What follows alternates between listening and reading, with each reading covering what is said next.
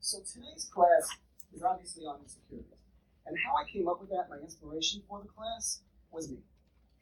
Because I am extremely, extremely insecure. Extremely. So I am a perfect person to teach from what I've learned myself. And insecurities, I don't care how confident people are, everybody has one or two or many. And so, to me, insecurity is a belief system that you've convinced yourself of that makes you feel inferior in some way. Not good enough, not capable, not able. And if you think about it, if you really sit down and think about it, our verbiage in our head, our repetitive thought, in most times, is more negative than positive. Think about that. Seriously, we're always wondering how we can be better, or what we can do more of, or what we're not capable of and we need to work on. We're never really settled, which is not a bad thing, because if it's inspirational and motivational, it's a good thing. But think about how much of your life has been compromised due to your insecurities. Every one of us has them. I mean, I have many of them. And when I explain insecurities, I try to explain it from a physical standpoint and a spiritual. When you learn spirituality, as I said many times in every one of my workshops, spirituality is an understanding far greater than the human can comprehend. It's something from your soul. It's a wisdom that comes from far beyond this earth plane. But when we describe it physically, we describe insecurity as a burden or a fear or a deterrent of some sort that keeps us from living our greatest potential. Seriously. But if you look at that spiritually, it's the complete opposite. It's the motivation that gives us the ability to become better. So as we look at it humanly, we look at it as, oh my gosh, it's the boogeyman. As we look at it spiritually, we say that's our best friend because it's teaching us something. It's a complete different point of view when you look through a spiritual eye as opposed to a human eye. So a lot of us deal with our insecurities on a human level, which is great. It might satisfy something for a moment, but it's not going to change the issue or create a new way of thinking or feeling. So again, insecurities are this feeling of being inferior, not being good enough. I'm not good looking enough. I'm not capable enough. I'm not smart enough. I'm not this. I'm not that. And growing up the way I did, I was the fifth child, and my mom and dad had 5 children, and which I told them it took me 5 times to get it right. But I was the youngest of 5, and always competing with somebody above me. When I went to school, I was always someone else. I was Joe, I was Michael, I was Scott. I was never Paul. Like, my mother used to even call me by different names. Like, real name tag, my own mom. And it made me feel like I wasn't good enough. Everything I did, they did before. I even remember, I don't know if I said this in class before, but I was trying to be an athlete. I was trying to be make my mark or give my parents a reason to praise me. And I remember my brother Joe was a great athlete. He was on the football team, he was on the track team. So I remember being in gym class, and I saw that my gym teacher had the letters that they put on the jackets on his desk. I stole one. I stole it because I wanted to go home and say, Mom, look what I did. And I went home, and I'll never forget this. I walked in, I was so excited, and I was nervous because I stole it. And I was like, oh my God. But I went there and I said, Mom, look what I got. She said, oh, your brother Joe's like 7 of those. Aww. Shit. Like, really? My insecurities started then. And throughout life, built up to be more of a fear and a frustration, more of a need to do more, I had to accomplish to be worthy. Now, I will tell you, that brings me to my first point of how insecurities start, and it's based on comparison. Comparison, we have taught children since they're born to compare themselves. We're taught that as young kids. We're taught to look at ourselves compared to what we're supposed to be, or somebody else that's around us that's better. We idolize people who are better. We make them almost better than us. When actually they've done the work, well, we have the capability of being on the same level as them. So, for example, I was always comparing myself to my brothers. You know, my brother Joe was like he was in theater, he was in sports, and every time I would compare myself to him, I would feel inferior. Like I would say to myself, I'm not as good as that, or I have to work harder to be, but I was never within myself. I was always making my personal work out here. Out here. It was always a journey. It was always a feeling of working towards. It was never a just being, and being happy with that just being. So comparison is something that I believe we need to teach children very young to not compare themselves. You know? And unfortunately, with the way that we raise children today, or even ourselves, we've been taught that we need to, we should, we have to. And I spoke a little bit about this at the seminar.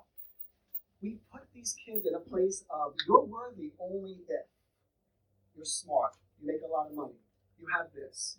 Now, not everyone does this, but the majority of children were raised, and us ourselves, you have to be this, you should be this. You need to meet this level of acceptance to be happy. And what that does is it creates that comparison. Like, am I as good? Am I as this? Oh, wow, that person's got more. And automatically what that does is create a very bad habit within your brain of telling yourself that you're not worthy enough. You don't meet the standard. You're not good enough. And it goes on continuously. So, how many of you have lessened your potential level due to an insecurity? Oh, I can't. Oh, I won't. I'm not good enough. How many of you have passed up job opportunities? In relationships, compromised? Seriously, how many of you compromise because you say, "Well, it's pretty much the best I can get," or I don't think I'm worthy of. So this constant comparison to perfection. I don't know whoever came up with this idea that there's a perfection in humanity, because there isn't. There is not. There's not supposed to be. In fact, we are imperfect for the reason of learning. That's why that book is great, by Brene Brown. The imperfection is what gives us the motivation to become better.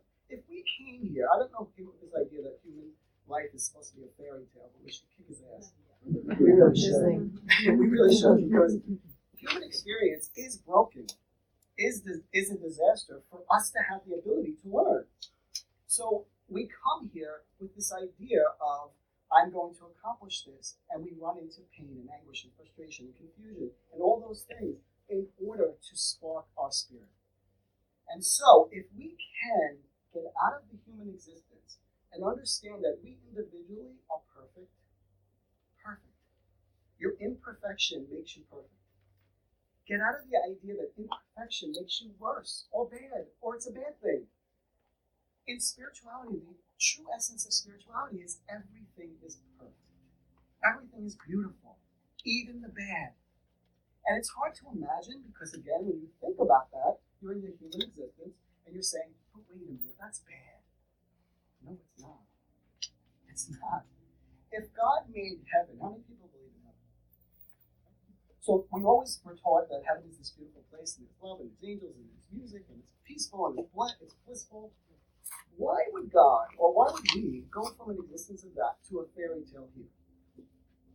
If you understand spirituality, this is the lowest form of energy, and we come here to learn. And our insecurities, our relationships, our own self-worth is how we learn.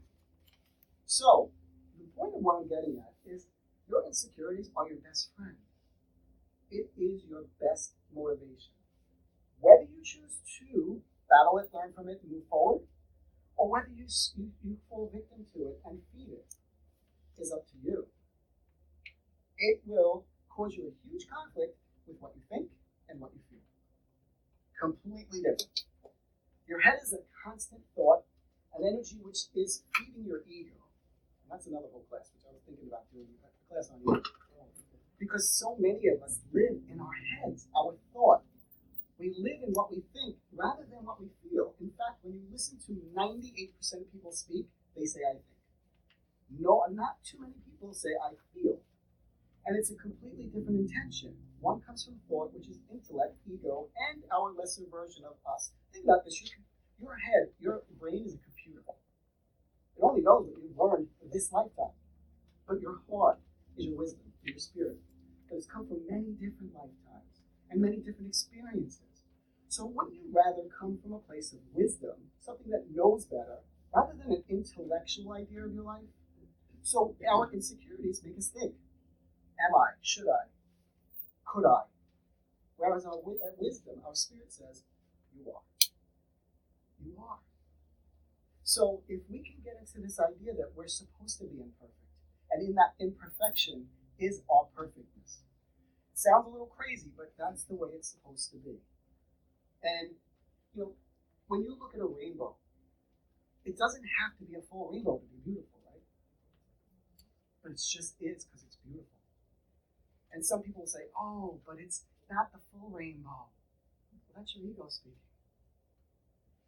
You're missing the point that beautiful vision is God's masterpiece.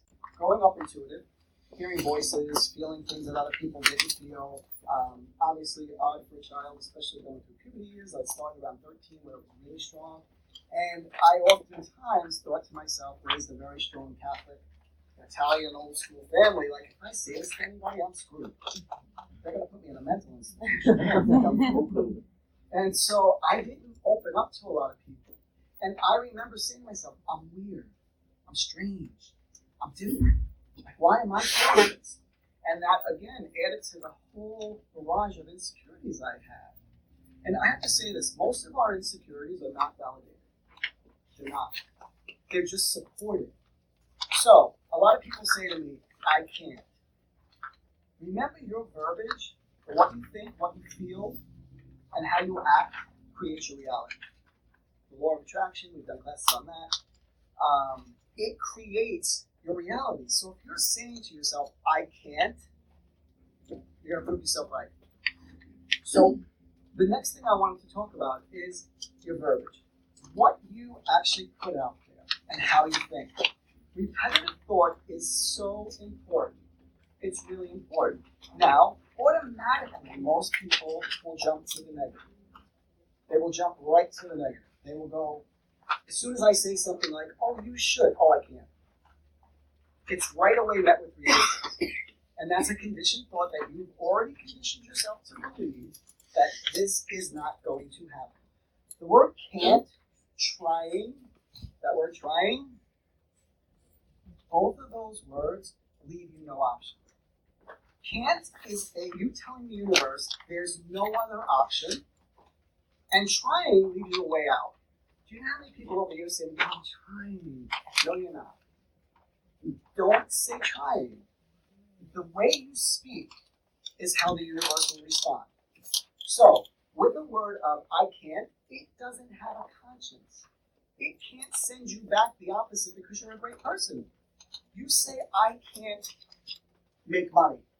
It's going to send you back reasons to believe you can't make money because that's what you're telling you. If you say, I have so much money, I'm grateful, it'll send you more.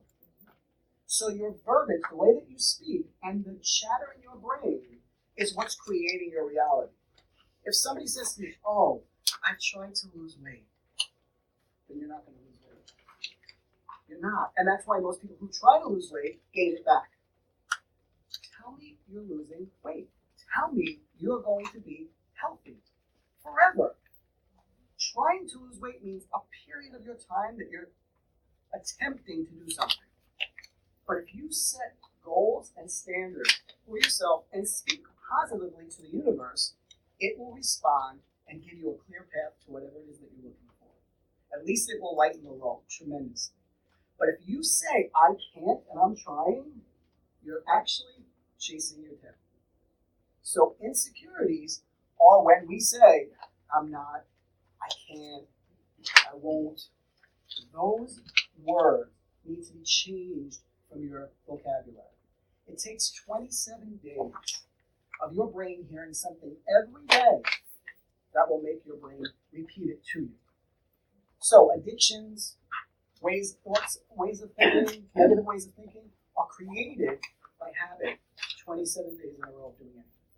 So you would have to change every negative thought to a positive consistently for 27 days. Now, everybody in this room has done the 27-day thing in a negative way. Because when you have an insecurity, it wasn't just one experience or one moment that created that insecurity. It was multiple times of saying, I can't, I'm not good enough, I'm not pretty enough, I'm not strong enough, I'm not this. Constantly a belief system that you created. Your brain, remember, is a computer. It's only telling you what you fed it. So, I suggest, and this is really difficult to do, because once you're conditioned, it's hard to break a habit. Seriously. But every single time that you have a negative thought due to an insecurity, a fear, or a frustration, or anything, stop yourself and say, let me cancel. You can say cancel. A lot of people say cancel. Or you could just say, let me just rephrase that. I can, and I will, and I am. Those positive thoughts will change your brainwave. It has to be consistent, though. You can do it for 3 days and then feel a little bit better, and then say, oh, good. No. Your brain's going to go right back to what it knows and start bringing you back up to those insecurities. So what you want to do is train the brain in 27 days. So from tomorrow, you guys are starting this. Tomorrow, every negative thought you have, every time that you speak the word can't, say, excuse me, I mean I can. I'm learning how to. I will. Change that. Some people wear a rubber band on their wrist, which is really a good thing, but I had a friend who I knew do this, and his whole arm was black. He was like, oh, I'm like, oh, shit. It's really good to use it because it's a reminder, and it's like your brain knows, like, ouch. So you snap it, and you correct the statement. You do this for 27 days in a row, and then, not that you can rest, but you will see that you'll wake up thinking, oh, wow, I actually feel like I can. I feel like I will. And you will start to change the verbiage, and it will start to change your way of life. It's so very important. How many of us, even in joking, bring up our negativity? We speak negatively. And it creates, that's another thing. So many of us joke about our insecurities. We do. Oh, I'm just that way. Oh, I'm never going to do that. We joke about it. We use humor as a mask. But underneath, we're broken. And we're feeling it inside. So it creates that conflict between what we think and what we're actually feeling and saying. You have to go with what you feel and say, let me correct that. Admitting your insecurities is the first way of getting past them. Seriously. So I used to say, when people would say to me, oh, Paul, what do you do for a living? I'd be like, I would make up like stuff. I wouldn't say I'm a psychic medium, I do intuitive work, because I was afraid of what they would say to me. They would be like, a couple of people would be like, especially religious people, they would look at me like, oh, you know you're going to hell? I'm like, here we go again. All right. So I would hold back. I was so afraid, and I was so insecure to say, I am. And this went on for probably 10 years of doing this work. My mother and father, who were strict Italian Catholic people, they would just be so boastful. Like, people would come up to us at parties and family gatherings, and they'd say, oh, what are you doing? And I'd be like, oh, I'm working in, counseling. And my mother would be like, oh, he's psychic. And I'm like, oh. She was, like, so proud of me. And she was more confident than I was. And so she said to me when they were sitting down on the kitchen, she was holding my hand at the table, and she said, why are you so ashamed? Like, it is what you are. It's not what you want to be. It's what you're calling it. So be proud of it. And I was like, I am. I remember the first time somebody asked me, and I was like, psychic. I was just waiting for them to say that. And she was like, oh my God, can I come see you? And now I don't say it for that reason. Because whenever I'm somewhere, I'm at a party or a wedding. I went to a wedding a couple of years back, and it was two people that I actually predicted would be together. And they called me, which was a beautiful thing. They said to me, we want you to come to the wedding. This is going back some time. And I said, oh, that's great. They said, we won't even get married if you don't come. And I'm like, oh, I don't know anybody. All right, whatever. I'm like, just put me at a table where nobody knows me. I don't care. Well, I didn't know anybody anyway. She's like, her husband was a cop. We're going to put you at a table with all policemen. And I'm like, oh, great. That's going to be a lot of energy. He's not even Jack Daniels there. So I'm sitting there, and I said, just do me one favor. Don't tell anybody what I do. Please, just don't. And they were like, oh no, of course not. When they announced them into the ballroom, they came up and they grabbed the microphone and they said, none of this would have happened without Paul Saladino or shit. You're the psychic. You're the psychic. I had more reception line than they did. For 3 hours, I was sitting there answering questions. The guys were coming up to me going, my grandfather next to me. But in this, what it did was, I started to then at that point create a positive thought. This isn't bad. I'm good. I'm okay. And I started to focus on not what people's reactions would be to me, or what they would even care or say about me. What I started to focus on is what I was doing for other people. The appreciation that I got back. I would get cards, letters, and gifts from people, but I was more apt to look at the bad. Like, what's someone going to say? What if I'm wrong? What if this doesn't work out? And that's why I say, that was my ego saying, you need to be perfect. You need to do this. And if you don't do that, you're a failure. You're not as good as your brothers. And this verbiage went on for so long. And at that table, when my mom held my hand, and she said, Paul, you need to be proud. You just need to be proud because that's who you are. And I said, you know what? And from that moment on, I started to face my insecurities.